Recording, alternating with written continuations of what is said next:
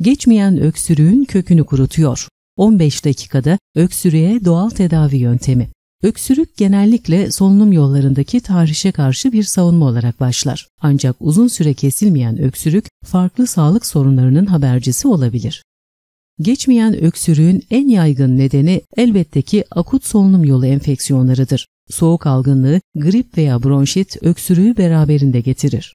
Tedavi için başvuracağınız çeşitli ilaçlar mevcut. Ancak bazen doğal takviyeler almak da faydalı olacaktır. Her evde bulunan malzemelerle geçmeyen öksürüğü kısa bir süre içerisinde önleyebilirsiniz. İşte geçmeyen öksürüğe şifa olacak kürümüz için ihtiyacınız olan malzemeler.